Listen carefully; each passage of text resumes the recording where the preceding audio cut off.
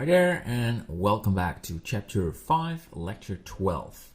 So, in the previous lecture, we added the plaster on the bricks, and what I like to do in this lecture is focusing more on the roof tiles. So, I like to change the UVs a little bit and start blending some color variation.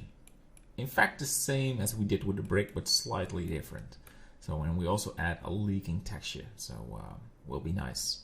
So, same as the previous lecture, I like to do a quick review on the building, so we won't find anything distracting.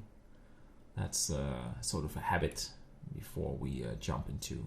Let's keep what we need to do, and we won't do this for now, but we need to remove the faces from the windows, like these. You can see there is a little glitch, and make this planks a sign. You probably don't have it, but it's the glitch for me. So we need to remove these faces and these, but we will do that on a later time, but just so you know. All right, let's take a look at the roofing. So we duplicate the image, we go for a color mix, add color mix RGB, and I like to add a color, a brightness and contrast. So put this one into the color and make this minus 0.1. Yes, and put this into the bottom of the color. There we go. And the same for what you can do is just selecting the plaster brick and use left click, shift, left click, Control C, and you go back to the roofing, left click, Control V, and you have a duplicated node set up, and you can now easily change the values. And this is sort of a speed improvement. You won't have to do this all the time. I like to use a scale of 2, so that will affect larger clouds, sort of clouds, noise clouds on the roof. And let's go for the detail is fine. And I like to move them a little bit more, so there will be more blending. And for roof, that's perfect. So let's put these inside of the factor. Right, so you can see these nice color. But I prefer to have more dark tiles, so we have some bright spots. Something between these. Yeah. All right. Not bad. Not bad. So I was talking about changing the UVs because I think these are too small. So I like to slightly scale these, make them a bit smaller. Scale it. Right. So we have 1, 2, 3, 4, 5, 6, 7, 8, 9, 10, 11. 1, 2, 3, 4, 5, 6, 7, 8, 9, 10, 11. Yeah. Because this is a very small building, and I think it was out of size. So, just my opinion. So we changed the coloring, and I also like to add a leaking. And this works almost the same like the sandstone border. So what you need to do is you go to the object data, and you click plus, and you call this leaking. Great.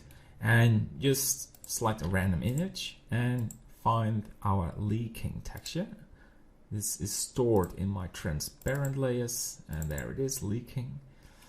We need another mix node, and we put the color. Well, let's start with import the UV map and select leaking, putting it there. And now it has the UV information we need when we scale the UVs, and put the color inside of the color, and we need alpha information. Oh, we need alpha information. I put this right there. All right, so now we're going to change the leaking UVs. Go to UV editing, and because we now have a new UV map, we can make a U project from view. So that's a different way of using the UVs. And look at that, we now have some dirt on the roof. And yeah, I don't know, I just want to make it a little bit randomly. So don't go for the normal UV input. So I like to band these more together. And I like to change the coloring because this looks like this is pretty fake, right? And you can see these stretched UVs on the roof. We need to restore these as well, but we will do that in a minute. So let's go to shading, and I like to change. We have to find a good blending way. Go for screen. That's just too much. Soft light sometimes really works. I keep soft light, so we have a really dirty roof. Maybe we change this to something else, but let's keep this. So I like to change these, and we have to select these as well. Take some time, but we have all the time of the world, right? We got all the time. We're just blending and having some fun. And you think, Rob, just focus on your work. All right, I think this will work. Oh, we forgot some. There we go. And these as well. And we don't need them anyway. All right, so we go for our projection, and we go to the UV image editor. And they are not in line, so we have to do this carefully. You project from view, and there are some nice looking there. Look at that. I like it. So we need some on this roof. We need to do it good. It needs to be well done. It's time-consuming work, so don't feel bad about it. It's just what it is. You project from view. Yeah, there we go. This one was already pretty good. And I like to have a very small amount of dirt on that side. Yeah, not bad. And then we have another roof. We're close to final. Especially these areas like these, and these, and you just select these as well. These are totally not worth it to select it. So go to the side view, you project from view, scale this, merge these down.